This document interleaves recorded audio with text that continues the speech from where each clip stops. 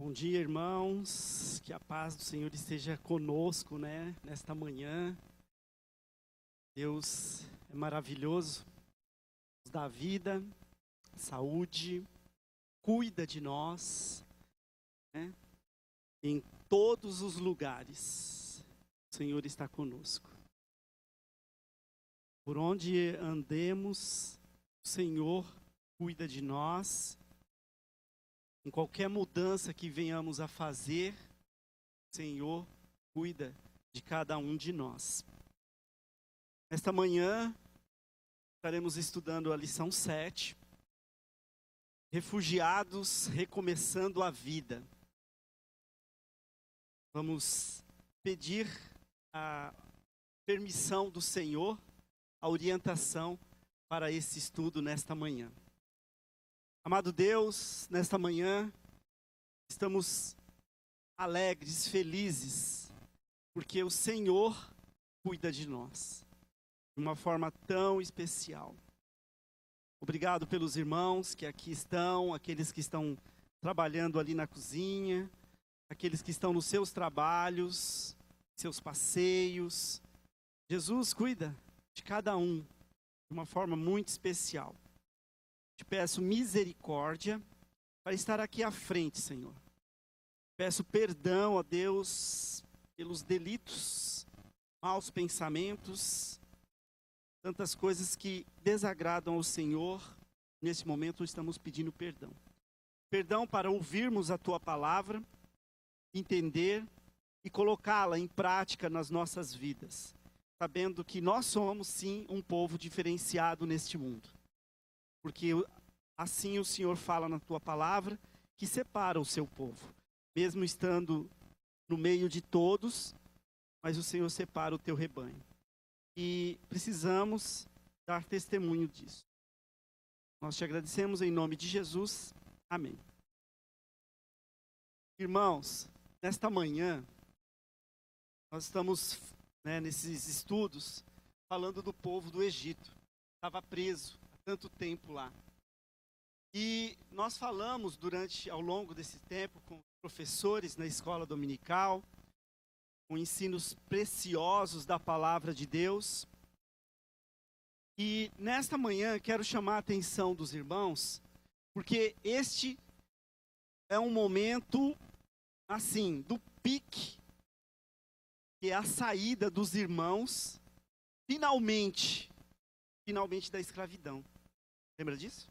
Moisés, tirando o povo do Egito, mais de 400 anos. Então, dentro desse período, a gente percebe o quê? Que muitos e muitos anos, as pessoas nunca saíram daquele lugar. Elas nasceram, foram escravas, morreram naquele lugar. E assim vieram os avós, bisavós, tataravós, toda uma geração escrava. Toda uma geração escrava. Mas Deus ouviu o clamor daquele povo. Gosto muito do salmo que diz que o Senhor inclina os ouvidos para ouvir a tua oração, a nossa oração. Não existe isso que, não estou vendo Deus, Deus não passa desse teto. Negativo. Negativo. Com certeza temos que rever muitas coisas em nós. Por que que nós nos afastamos de Deus?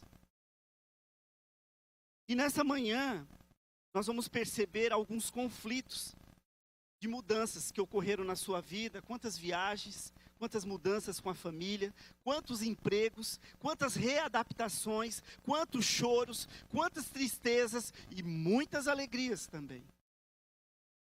E naquele momento, meus irmãos, era um momento de tensão, de muita tensão, porque o povo ia ser liberto. E para se cumprir a última praga, iriam morrer os primogênitos, daqueles que não passassem o sangue do cordeiro na porta. E foi um momento em que, apesar de todas aquelas pragas terem acontecido, ainda havia no meio do povo uma pergunta: será que eu vou ser liberto? Passava, porque o que é liberdade para aquele povo? O que era liberdade? Será que eles sabiam definir o que era liberdade? Vamos ver um pouquinho a cabeça daquelas pessoas.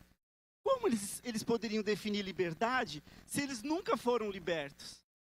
Passaram todo aquele tempo naquela escravidão. Estava impregnado na vida deles que eles tinham que nascer, ser escravo e morrer escravo. E assim muitos e muitos e muitos anos. Qual era o sentimento daquele povo? Qual era o medo daquele povo em saber que ia sair dali? Que mesmo escravo, era o lugar deles. Era a vida deles ali. Eles nunca tinham saído daquele quadrado para ir para lugar nenhum. Acredito que muitos nem conheciam o mar, porque não eram escravos, tinham que ficar ali, não podiam sair. E aí, Deus liberta. E aí, o início da lição, irmãos, ele fala sobre algumas situações que quando nós mudamos, alteramos os nossos cursos, nós sentimos saudades. Como que eu poderia sentir saudade de ser e continuar escravo? Como? Mas com certeza, no caminho, depois que eles foram libertos, muitos ali quiseram voltar, sabia? Era melhor continuar lá, era melhor morrer lá, era melhor ficar lá, era melhor ser escravo lá, do que encarar tudo isso agora. Agora nós vamos morrer aqui, o mar, agora nós estamos de frente do mar, vem lá a tropa, vão nos matar aqui e vão nos largar aqui para os animais comer os nossos corpos, tá vendo? Queria ter ficado lá, porque lá era confortável. Não podemos condená-los. Não podemos dizer, ai, que povo mais bobo. Não podemos dizer isso. Eles viviam uma situação que estava impregnada na vida deles ali. Aí se abre o mar. E era impossível, aos nossos olhos, aos olhos deles, aos olhos de todo mundo, abrir o mar para que eles pudessem ser libertos. Só que esse estudo vai ser o próximo, porque o nosso é conversar sobre essa saída deles. E aí no estudo ainda fala que havia saudade, inquietude, aí na introdução. E ainda o terceiro, uma grande confusão, que quando você habita onde sempre sonhou e nem cogita sair, é porque está tudo ótimo. Na verdade, eles cogitavam em sair, eles cogitavam em ser libertos. Eles cogitavam em ser libertos. Mas qual era o sentimento deles? E qual é o nosso sentimento? Aí eu fiquei pensando aqui, domingo passado, sentado aqui, ouvindo a dona Zilma trazer a mensagem. Uma mensagem maravilhosa, trabalhada, com slides, né? Difícil superar essa mulher. Né? E aí, o que nós vamos fazer? Aí eu fiquei pensando, e agora? Preciso fazer algo diferente.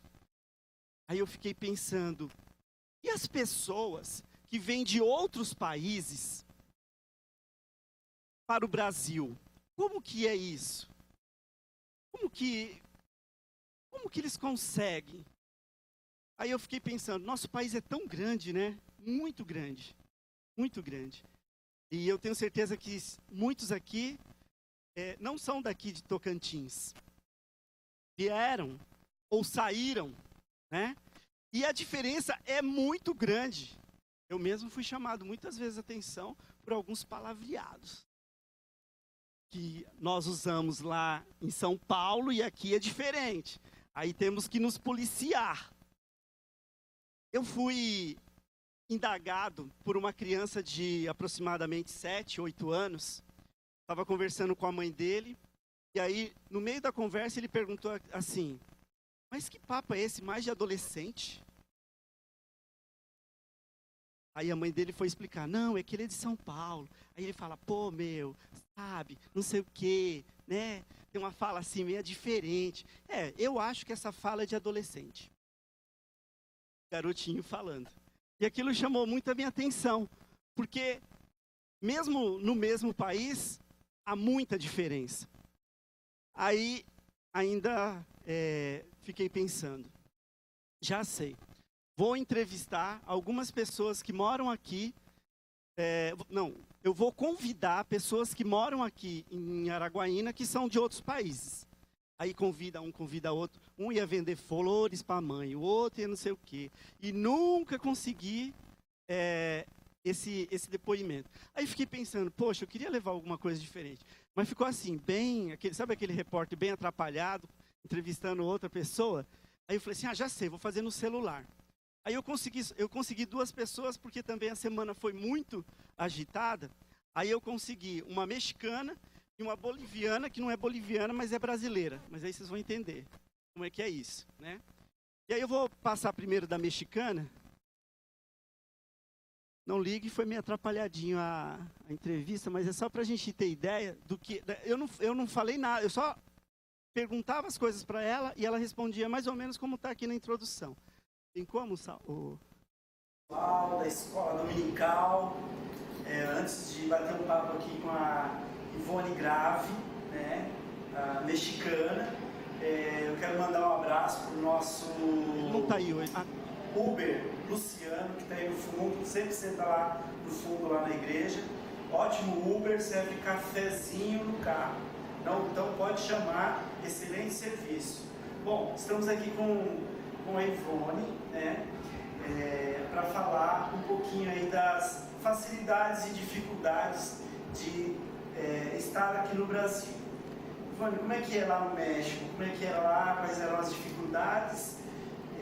Sua terra natal? Eu acho, em primeiro lugar, uma das dificuldades é a língua, porque lá a gente fala espanhol e aqui fala português. Além de que é muito parecido, tem muitas palavras que eu não conseguia entender. E no começo é difícil porque não consegues comunicar o que você quer. E como que são as pessoas aqui no Brasil para você? Quando você chegou, elas são receptivas? Como que Sim, eu acho que são muito gente boa.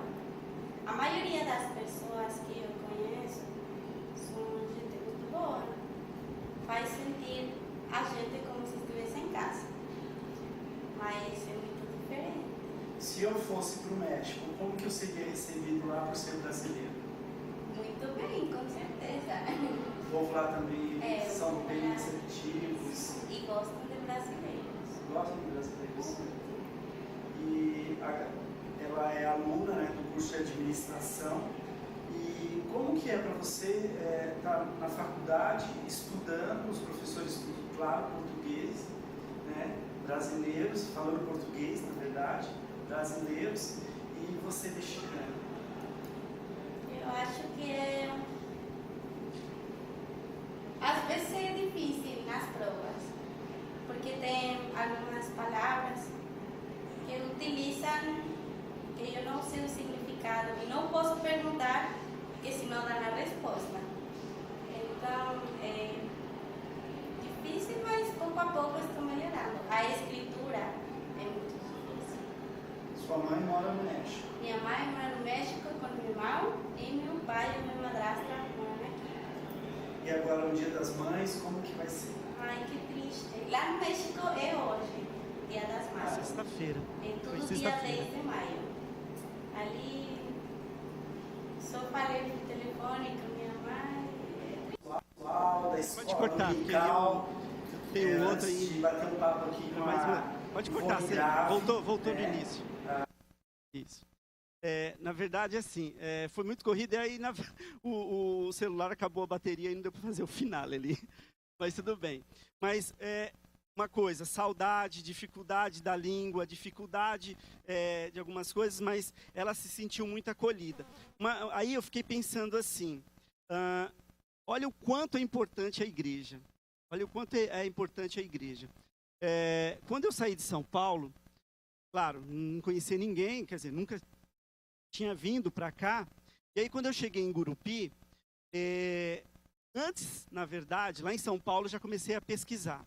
É por isso que sempre a primeira igreja, as pessoas, quem vem de fora procura a primeira igreja, que é a primeira que você procura no site. Quais são as igrejas lá? Onde que fica a primeira igreja? Aí eu procurei a primeira igreja, lá tem a segunda igreja, parece que está indo para a terceira igreja lá. E quando eu cheguei na igreja, eu fiquei assim, sentado no fundo, assim, porque eu sou uma pessoa tímida. Aí fiquei lá, né, quietinho lá. E aí logo os irmãos vieram perguntar e tal, fui apresentado. E eu precisava alugar uma casa, porque eu estava morando num hotel. E aí logo um irmão lá da igreja, muitos aqui conhecem, lembrar o nome agora que fugiu. E aí eles me arrumaram uma casa para alugar, acho que em menos de 15 dias que eu estava lá, porque a minha família ia vir depois de um mês. Aí a igreja já me arrumou a casa, já me levou nas lojas, onde eram mais em conta para comprar, porque eu não trouxe nada de São Paulo, tive que comprar tudo do zero, né? Eu não trouxe nada porque ficava muito caro, era melhor comprar tudo novo aqui. E no início é muito difícil, aí eu fiquei um mês aí em Gurupi sozinho, mas a igreja me abraçou. Aí eu ia para a igreja na terça, na quinta. O dia que estava aberta a igreja, eu estava entrando na igreja. Até o dia que estava fechado, chegava lá, estava fechado. Mas os irmãos estavam sempre comigo, ligando, perguntando. E aqui chegam muitas pessoas, né, também, para estudar. Aqui em Araguaína, muito mais. Eu tenho visto que o ciclo é muito maior nesse sentido. E o quanto esse trabalho que a igreja faz em relação de adotar, né, os filhos aí de oração, e adota mesmo, leva para almoçar e faz tanta coisa, né? Isso é tão importante, porque nós não nos sentimos só. E a igreja, até emprego também, né? A igreja lá em Gurupi me arrumou, porque logo acabou o projeto, e aí eu falei assim, vou embora. Ela falou assim, se a gente arrumar um emprego para você, você fica? Aí eu falei assim, fico. Aí me arrumaram um emprego na Unirg, e aí eu fiquei lá 1 ano dando aula, e eu era contratado, aí eu tinha só 20 horas, assim, gente, só com 20 horas não vai dar, eu vou embora. Aí me arrumaram 40 horas, e aí movimentaram a cidade, tinha que arrumar emprego para mim, para minha família continuar. Gente, nós criamos uma família lá em Gurupi, que é igual a minha família em São Paulo, na Bahia, que eu tenho muitos parentes, né? Então, esse carinho é muito importante. E esse povo, se alguém chegasse para eles e falasse assim, olha, vocês vão, mas já vão ficar na casa de algumas pessoas. Eu acho que isso já dá um conforto. Não, vocês vão e vamos lá para a terra. Mas não sabiam que iam encontrar lá. Então, olha a insegurança que isso dá na pessoa, né? Fala assim, tu vai agora lá para São Paulo, vai ficar lá 1 semana. Mas onde eu vou ficar? Não, você se vira lá. Mas como, onde que é? Guarulhos, Congonhas? Eu acho que é Guarulhos que você vai descer lá. Guarulhos é bem pequenininho, né?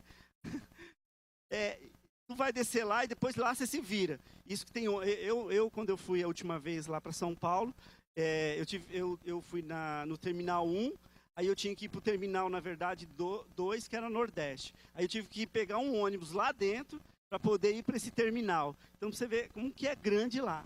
E aí, gente, esse povo não tinha isso, não sabia, eles não tinham noção do que eles iam encontrar.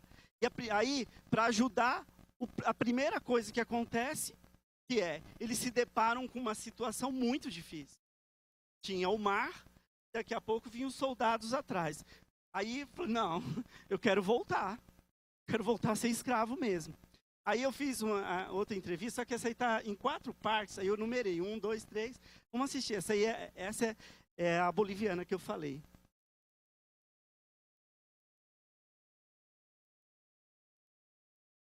O professor Rogério pediu para gravar um vídeo curto, explicando... Dá para ouvir? Eu falando um pouco sobre a minha experiência, as dificuldades que eu tive quando eu vim para o Brasil. Se eu contasse minha história, eu demoraria acho que uma meia hora. Eu vou tentar resumir para vocês. Eu sou brasileira-boliviana. Eu nasci no Brasil, na cidade de Recife, quando meus pais eram estudantes de graduação. Mas quando eles formaram, eles retornaram para a Bolívia e eu voltei junto com eles, quando eu tinha 1 ou 2 anos. Dessa forma, eu aprendi a falar, minha primeira língua é o espanhol, né? Eu cresci, eu tenho toda a minha família, meus amigos na Bolívia. Fiz meu curso de graduação lá. E quando eu tinha 25 anos, voltei para o Brasil para continuar os estudos de pós-graduação. A primeira dificuldade que eu tive, acho que é a maior, e continua sendo, é a saudade, né? É a saudade da família. Eu moro só aqui no Brasil, toda a família mora na Bolívia. Não estar presente para o aniversário do meu pai, né, para o Dia das Mães, é muito triste. E isso acho que o tempo não ameniza, né? As coisinhas assim que ainda me dói muito é não poder estar perto da minha família. Na minha época não tinha a facilidade do WhatsApp, não tínhamos Skype, não tinha celular Android. Então meus pais me ligavam uma vez por semana só, aos domingos às 10 da noite. Eu esperava sentadinha aqui do lado do telefone para receber essa ligação. Eu lembro que meus pais tinham que ir até o centro da cidade, numa cabine telefônica, para ligar para mim, porque as ligações internacionais eram muito, muito caras, né? Então, eu imagino, eu que nunca tinha saído da minha casa, né, eu era a filhinha de papai, sou a filha mais velha. Foi difícil, foi muito difícil essa parte. Para a língua, eu não tinha o Google Tradutor no celular, eu carregava sempre um dicionário português-espanhol para conseguir me comunicar. Eu não estudei português antes de vir para o Brasil, porque todos me falavam, não, é muito parecido com o espanhol, você vai pegar rapidinho. Aí eu pensei, bom, né, eu estou indo só para fazer um curso de 1 ano e meio, depois eu volto para a Bolívia e eu não preciso falar português, né, perfeitamente, é só entender e conseguir acompanhar as aulas. Mas não foi o que aconteceu. Olá, bom dia, meu nome é Carla.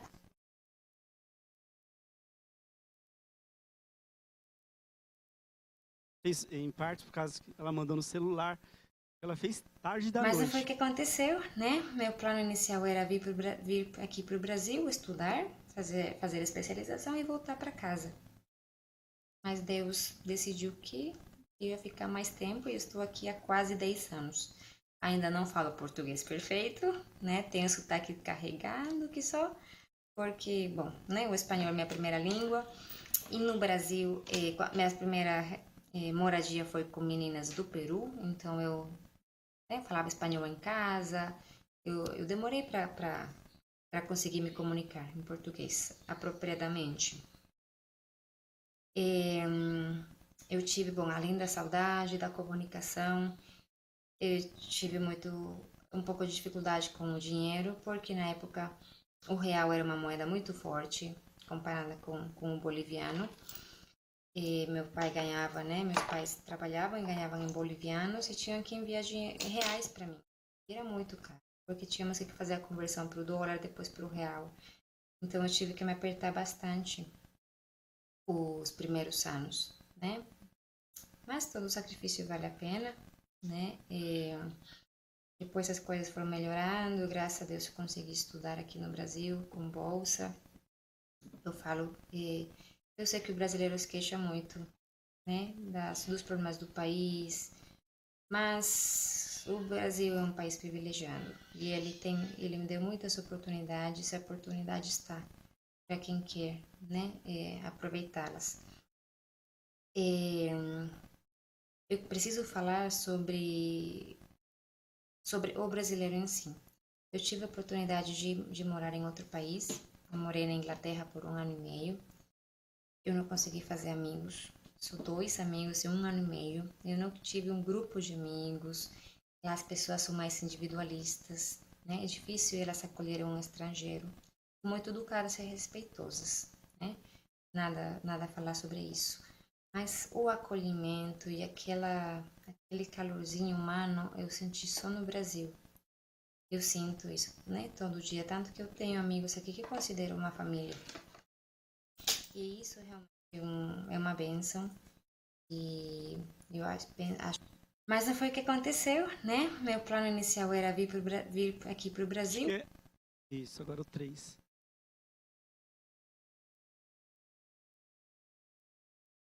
E isso realmente é uma bênção. E eu acho que os estrangeiros, nem os migrantes que vêm para o Brasil, todos pensam igual. E o brasileiro realmente é uma pessoa acolhedora, receptiva, que abraça a gente. E isso realmente é uma bênção. E eu acho que os estrangeiros, nem os migrantes que vêm para o Brasil, todos pensam igual. E o brasileiro realmente é uma pessoa acolhedora, receptiva, que abraça a gente. 4. E isso realmente é uma bênção. E eu acho.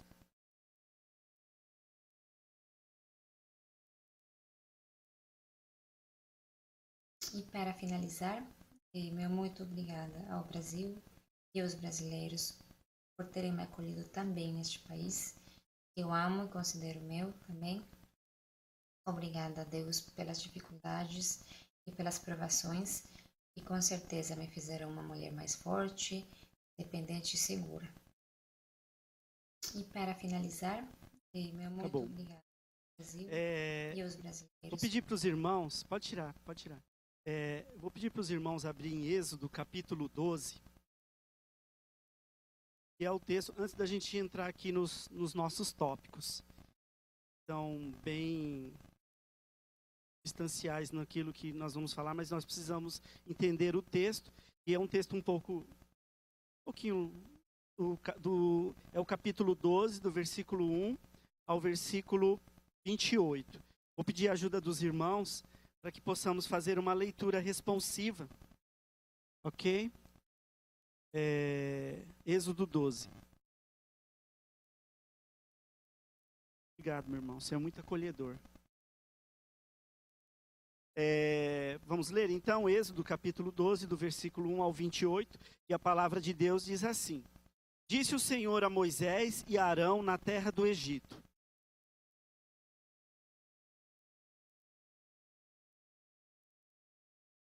Falai a toda a congregação de Israel, dizendo: Aos 10 deste mês, cada um tomará para si um cordeiro, segundo a casa dos pais, um cordeiro para cada família.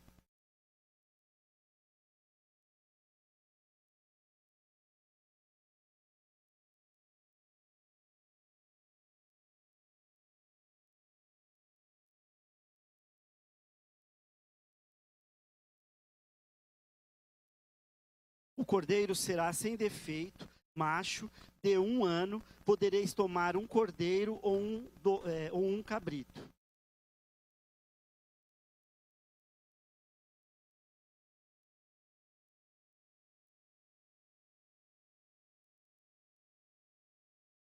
Tomarão do sangue e o porão em ambas as ombreiras e na verga da porta, nas casas em que o comerem.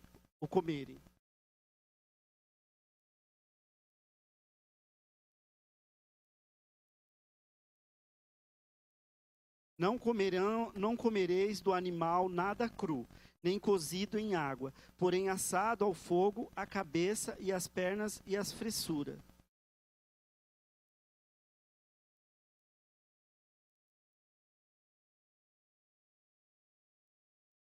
Desta maneira o comereis, lombos cingidos, sandálias nos pés e cajado na mão, comê-lo-eis à pressa e à Páscoa do Senhor. É a Páscoa do Senhor.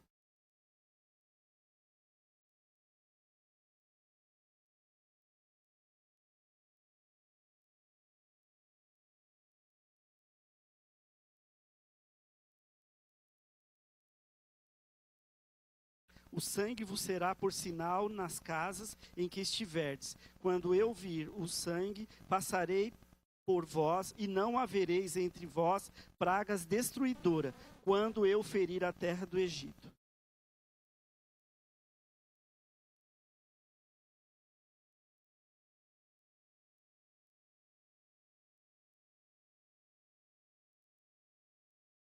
7 dias comereis pães asmos, logo ao primeiro dia tirareis o fermento das vossas casas, pois qualquer que comer coisa levedada, desde o primeiro dia até o 7º dia, essa pessoa será eliminada de Israel.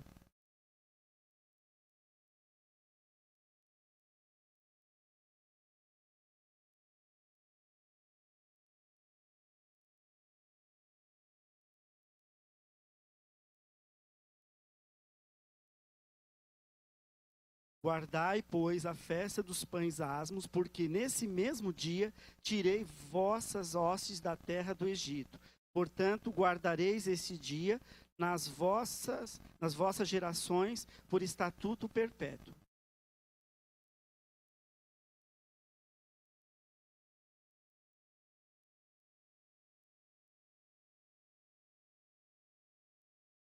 Por 7 dias não se ache nenhum fermento nas vossas casas, porque qualquer que comer pão levedado será eliminado da congregação de Israel, tanto o peregrino como o natural da terra.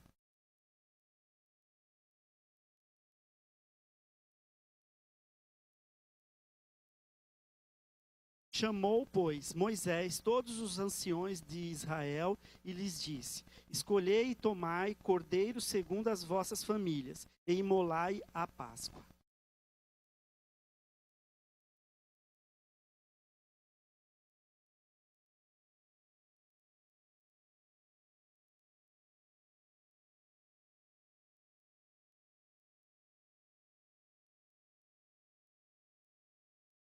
Porque o Senhor passará para ferir os egípcios quando vir. Porém, o sangue na verga da porta e em ambas as ombreiras passará o Senhor aquela porta e não permitirá ao destruidor que entre em vossas casas para vos ferir.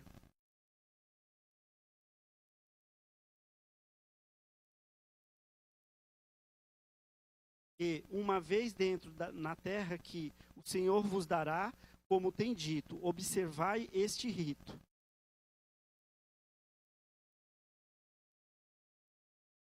Respondereis: é o sacrifício da Páscoa do Senhor, que passou por cima das casas dos filhos de Israel no Egito, quando feriu os egípcios e livrou as nossas casas. Então o povo se inclinou e adorou.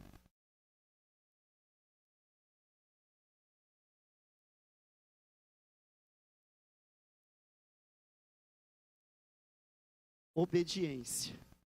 Obediência. Quando nós vamos para o nosso trabalho, ou quando nós vamos viajar, é tão bom quando nós pedimos a permissão de Deus. Pedir a permissão de Deus antes de sair da sua casa para qualquer tipo de coisa que você vai fazer. Ou um passeio, ou uma viagem a trabalho, tudo. É tão gostoso quando nós sentimos que é Deus que está nos conduzindo. Que o Senhor nos leve em paz e nos traga novamente para o leito do nosso lar. E aquele povo, ele tinha uma viagem para ser feita. E naquele momento ele tinha que cumprir a palavra que Deus tinha colocado para Moisés e para Arão. E era uma palavra muito clara. Faça isso e isso, que não morrerão os seus. Ele deixou muito claro isso na palavra. E essa palavra nos leva a refletir o quanto é importante cumprirmos a lei do Senhor. E a palavra de Deus, de Gênesis, Apocalipse, não sei se é essa a ordem certinha, mas está aqui nossa Bíblia, de Gênesis, Apocalipse, existem vários mandamentos. Para cada coisa que nós vamos fazer. Para cada coisa que nós vamos fazer. E esse povo, na verdade, eles saíram daquele lugar de uma forma aparentemente brusca. É agora. Cumpra isso que amanhã nós vamos sair. Mas não. Nós vamos sair amanhã. Não tem mais não tem mais tempo, se cumpriu a 10ª praga, porque morreria os primogênitos, se cumpriria ali, naquele momento, e eles tinham que sair. E aí, muitas vezes, nós refletimos naquelas pessoas que muitas vezes brigam, saem das suas casas, vão para outros lugares, não têm onde morar, não têm onde ficar, ou então tem que sair bruscamente de uma cidade porque ali acabou o emprego, ali acabou tudo que você precisa ir para outro lugar. Eu queria compartilhar, antes de compartilhar isso, nós vamos ler aqui na revista, aí no primeiro que fala assim: há tanta gente expulsa de sua pátria, tantos refugiados, e em muitos casos a vida refugiada não é digna de ser chamada de humana. Mas quem é o refugiado?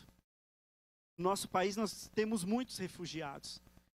Eu falei num estudo aqui, né, que eu estive em Manaus, e lá tem muitas pessoas da Venezuela que precisavam sair lá daquele país porque iriam morrer de fome. Estou dando um exemplo de venezuelano, mas lá tem outros também refugiados, e como tem muitos refugiados, não só no nosso país. Chegar num lugar, depender de tudo, um prato de comida. E todas as pessoas que eu conversei, que eram de outros países, eles falam assim: no Brasil é diferente, as pessoas são acolhedoras. Sempre falando que as pessoas são acolhedoras. Tiveram em outros países e não conseguiam fazer amigos, não conseguiam ter um contato mais próximo com as pessoas. As pessoas eram muito duras, muito secas.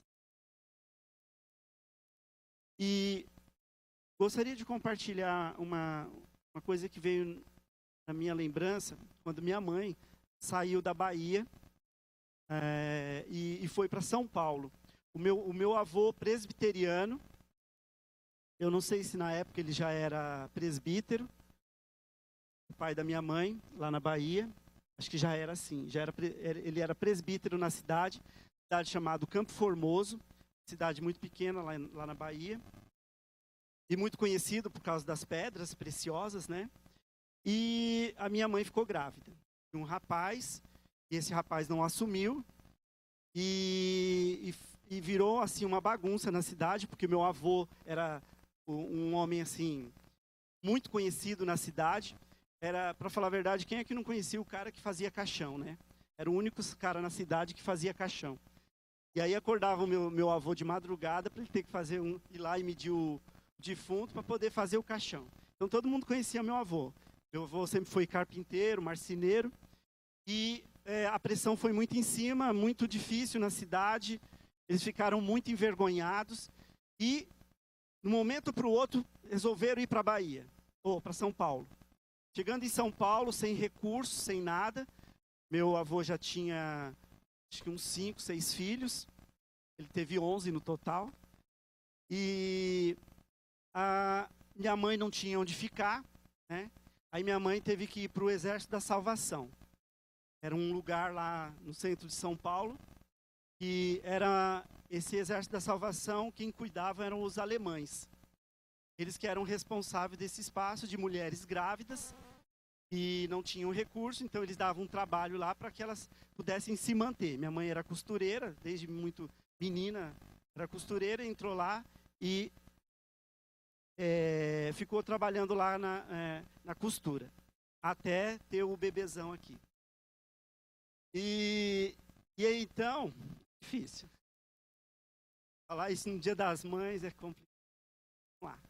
Então, a minha mãe, imagina o que ela deve ter passado, a cabeça, 18 anos, 17 para 18 anos, ter que ir para um lugar, grávida, né, sem recurso, ter que ficar num lugar onde ela não entendia a língua daquela, imagina, alemã, chamava Rogério, né? Mas eram pessoas que vieram no Brasil cumprir essa missão, e ajudou e salvou muitas pessoas lá em São Paulo, em meados de 1968. O bebezão nasceu em 1969, e foi um momento assim difícil para ela. Imagina, uma menina. ter que passar por tudo isso, meu avô ter que mudar toda a vida dele. Então, praticamente, eles se sentiram expulsos da cidade natal deles, tiveram que ir para São Paulo. Então, foi muito difícil para ela. E aí, nesse momento, foi isso que eu pensei, né? Expulsos de casa. Eles tinham uma vida boa, né? Era uma vida muito boa, porque meu avô nunca faltava trabalho para ele lá, porque sempre morria alguém, né? Mas ele não fazia só caixão. Ele fazia móveis, carpintaria, tudo geral lá. E aí foi muito brusco para eles tudo isso. E refazer a vida com meia dúzia de filhos, 7 filhos, e ainda passar por tudo isso, o emocional, né? Emocional da família. Eu tenho certeza aqui que cada irmão aqui teria uma experiência, pena que nosso tempo aqui é pequeno, para poder vocês compartilharem esses momentos também de mudanças difíceis que vocês tiveram na vida, porque eu estou tentando levar os irmãos a um ponto assim, a se colocar ali com aquele povo sofrido. Tinham mulheres grávidas ali. Imagina quantas mulheres grávidas naquele momento de transição. Vamos sair, aonde eu vou ter meu filho, né? Aquilo na cabeça da mãe, né? Da família ali em volta. Tinha filho bebezinho, né? E agora vou mandar quilômetros com esse bebezinho no colo. Então, eu tenho certeza que o psicológico foi muito pesado para aquele povo. Mas Deus tinha um propósito na vida daquele povo. Porque através daquele propósito, meus irmãos, é por isso que nós estamos aqui contando essa história. Porque essa história foi construída, e ela está sendo construída, continua sendo construída por nós. Um povo que crê, um povo que está dentro dessa igreja, clamando as bênçãos do Senhor, porque nós tivemos essa oportunidade. Porque eles passaram por tudo que eles passaram. E hoje, eles são exemplos para a gente. Eles são exemplos. Tudo que ele passou. A palavra de Deus, ela é viva.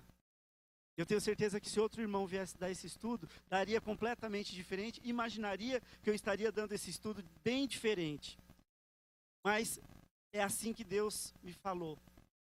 Durante a semana toda para passar essa mensagem para vocês. Se expondo um pouco, né? Porque eu acho que através disso nós nos arremetemos a ver quantas pessoas da nossa família ainda vão passar por isso, vão ter que viajar, vão ter que estudar fora. Nossos filhos estão crescendo, outros já cresceram, já foram, outros já foram e já voltaram, estão trabalhando aqui, têm experiências a contar, dificuldades, o que é ficar longe de um abraço. E aquela família toda saiu do Egito. Porque ela obedeceu. Ao meio de uma confusão, de muita dificuldade, de muita insegurança, eles saíram de lá. Porque eles viram a ação de Deus. Eles viram o comando de Deus. Deus usando Moisés. Deus usando Arão. Deus usando outros que não aparecem o nome. Como Deus tem usado a cada um dos irmãos aqui. A cada presbítero, a cada diácono, aqueles que se disponibilizam a estar sendo professores na escola dominical, sendo alunos na escola dominical, participando de culto, louvando a esse Deus. E hoje nós nos alegramos no Senhor por essa história verídica que aconteceu de verdade, ela foi real. Eu não estou contando uma historinha. Isso aconteceu. E por mais que nós tentamos entender o que aconteceu, é difícil. Porque aquele povo, ele sofreu lá dentro e ele tinha que sair de lá para que Deus mostrasse a soberana mão poderosa. Diante de todas as pragas que foi colocada ali se cumpriria a última. E ali ia ser o grande finale. O Deus fez com Abraão, né? Sai da tua terra, da tua parentela e vai para uma terra que te mostrarei e lá sereis uma bênção. Na hora que ele ouviu essa ordem de Deus, a gente fica imaginando nós ouvirmos isso. Largar tudo, tudo, tudo. E ele realmente foi uma bênção. E esse povo também, lá do Egito, que foi para essa terra também, foram anos e anos, que na verdade poucos chegaram lá, né? Só chegaram a descendência dele, dos que saíram mesmo, praticamente, só os que foram nascendo que chegou. Então, quer dizer, para eles também não foi fácil chegar e reconstruir. Eles não tinham noção do tamanho que era aquilo que estava à frente deles. Eles não tinham noção. Não tem. É como a gente hoje, meu Deus. Muitas vezes a gente sente no coração que precisamos fazer algo, mas a gente, em vez de falar, Senhor, vai à frente, a gente fala, será que eu vou ter capacidade? Não, eu não tenho capacidade nenhuma, mas Ele vai dar capacidade para que eu possa fazer. E era um momento realmente difícil, um momento em que o povo tinha que, todo mundo junto tinha que tomar essa decisão. Mas Deus plantou. Eu não vou, esse estudo, às vezes eu me empolgo e quero já contar o que as coisas que eles passaram, mas isso aí é um outro estudo que está aqui à frente, né? Dá vontade mesmo de, porque realmente, que bom que os irmãos saibam essa história, né? E creem na palavra de Deus nesse sentido. E ainda aqui na página 32, vou pegando alguns pontos aqui. Os que foram expulsos da casa por causa da violência preferem colher um canto mais tranquilo. São destaques aqui que eu coloco. Para quem vai receber refugiados, entretanto, é importante saber o que aconteceu. Diria mais, todo ser humano precisa saber por que foi expulso do jardim de Deus, por ele mesmo, sem nos referirmos primeiro à história da criação, boa e perfeita. Não dá para entender a saudade do jardim que não conhecemos, mas desejamos. Sem isso, a escolha de uma terra será sempre equivocada. A Bíblia, ela mostra aos nossos personagens, né? Se eu for falar vários personagens, eles sofreram com algumas mudanças. E quando nós nos lembramos de José, teve que ir para uma outra terra para se transformar rei, mas ele foi como escravo e ele nunca imaginou, ele não sabia nem chegar lá. Né? Ele não sabia nem chegar lá.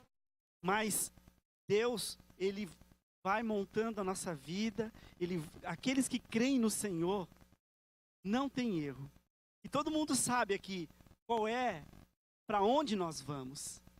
Cada um sabe para onde nós vamos. Diferente do povo, nós sabemos que nós estaremos na glória com Jesus. Em algum momento, né, nós estaremos num lar celestial. Porque essa é a promessa de Deus. Essa é a promessa de Deus nas nossas vidas. Claro que quem fica muito triste, fica arrasado, fica decepcionado, não com Deus, mas fica. Porque parece que sempre poderíamos ter feito algo mais. E o ano passado, quando meu pai faleceu, eu poderia ter feito mais?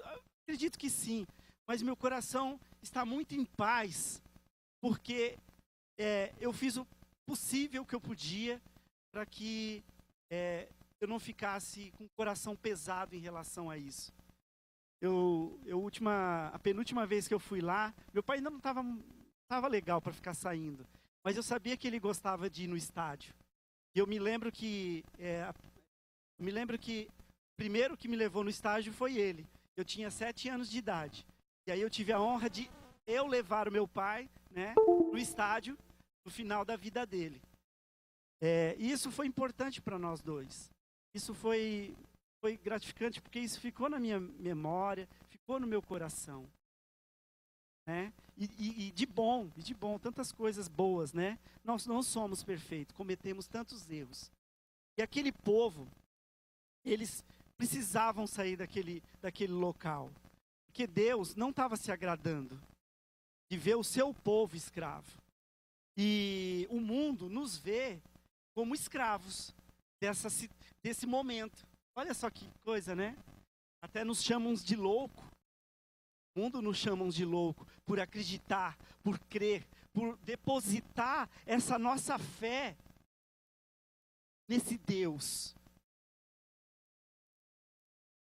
Eu lembro quando eu cheguei em Gurupi, não tinha muitas emissoras lá, não tinha TV Sky, essas coisas.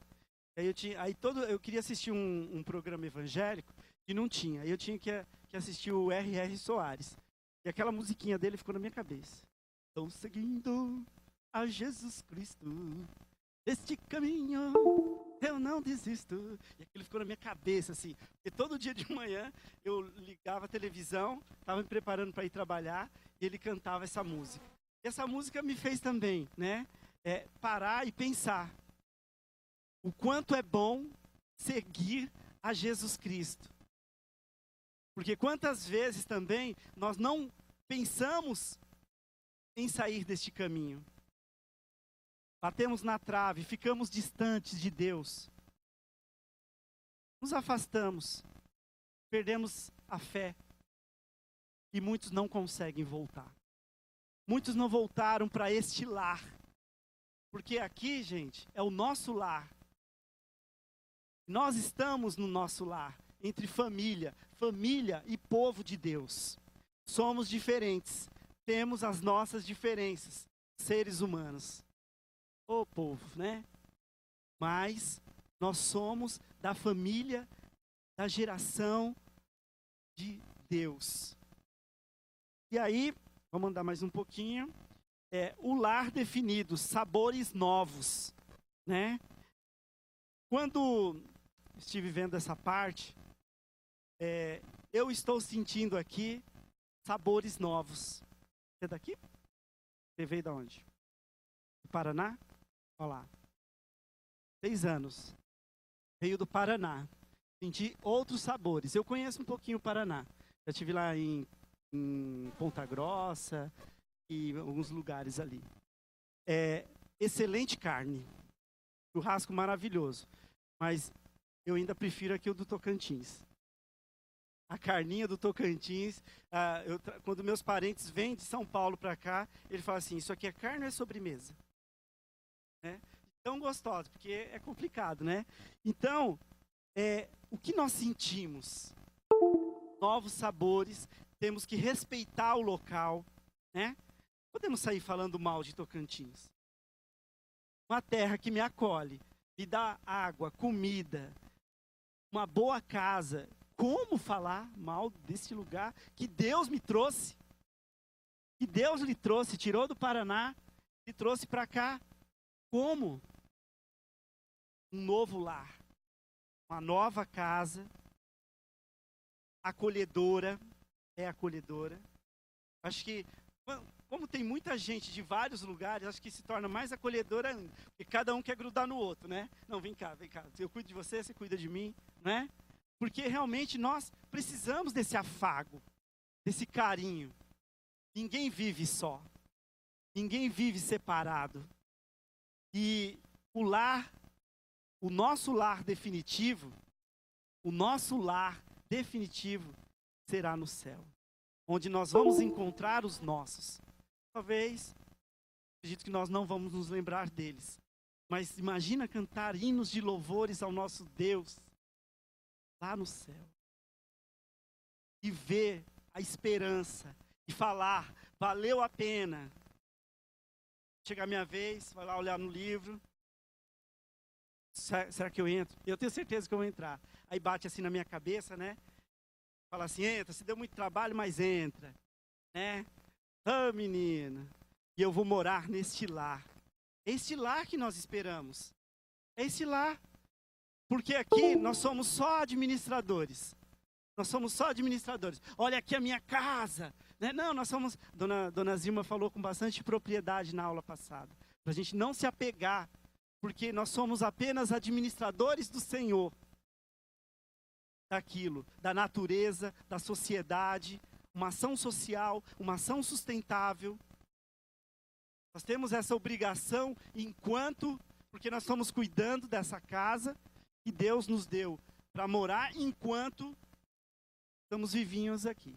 Depois, nós vamos morar definitivamente. Aqui não é definitivo, mas nós vamos. E eu tenho esperança, creio nisso, e eu estou muito feliz com isso, de saber para onde cada um aqui estará louvando ao nosso Deus.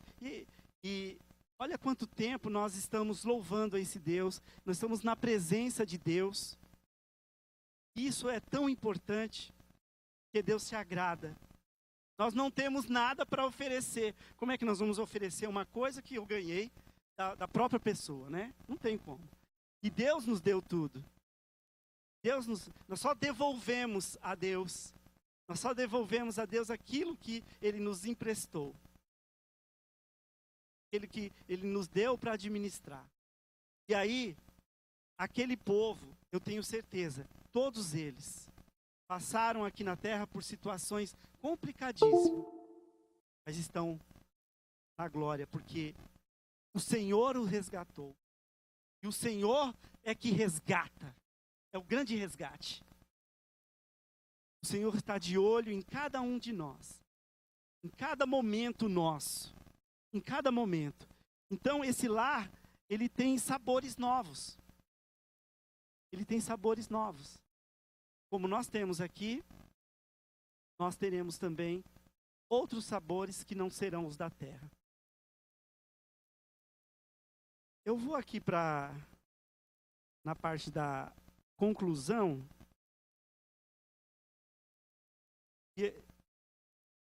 Pois não? Falando, vou me empolgando. É interessante com relação a essa saída dos israelitas, né? A gente vê que as dificuldades que apareciam, eles sentiam saudades dos pepinos, das cebolas, né? Das coisas boas do Egito. Então, qualquer situação difícil, eles reclamavam e queriam estar novamente no Egito. A lição diz que nós somos forasteiros, né? E que muitas vezes nós estamos apegados demais aqui. Nós gostamos muito daqui, que a gente não sonha com Canaã. A gente não investe em Canaã. A gente não tem muita vontade. Eu tenho um exemplo disso, a minha sogra. Não é que a minha sogra é apegada a essas coisas, mas a minha sogra gosta tanto dessa vida, que às vezes a gente fala assim para ela tem muito medo de morrer. Daí a gente fala, Dona Ana, o céu é infinitamente melhor. Daí ela fala, mas aqui é tão bom. Nós estamos assim. O nosso investimento em Canaã está muito pequeno, né? A gente está preocupado demais com as cebolas e os pepinos aqui, que são bons, que são agradáveis, né? Nós temos que ter saudade, não, mas vontade, né? Estar com Jesus. Nos prepararmos para Canaã. Desapegar realmente disso aqui. Caminhando eu vou pra Canaã. Canto mal pra caramba, eu sei. Caminhando eu vou. Dona Zima quer falar ali. Passar ali pra ela. Mas nós sabemos... E como desapegar, né, dessas coisas todas? Por que nós estamos apegando mais às outras coisas do que as coisas celestiais? Na verdade, irmãos, analisando tudo que foi falado, lendo a revista, a gente observa na revista 3 etapas da nossa vida. 3 etapas que aconteceram na vida do povo egípcio e que acontecem na nossa vida. Nós precisamos entender o porquê dessa expulsão desses israelitas do Egito. E a palavra de Deus diz que tudo vem da questão da criação, aí no final da redenção de Deus sobre as nossas vidas. Então, o que nós somos hoje aqui? Nós somos peregrinos. Da mesma forma que os israelitas saíram do Egito, eles foram peregrinar. E essa peregrinação é para a transformação do coração. Da mesma forma, nós somos hoje peregrinos na terra, para a transformação da nossa vida a cada dia.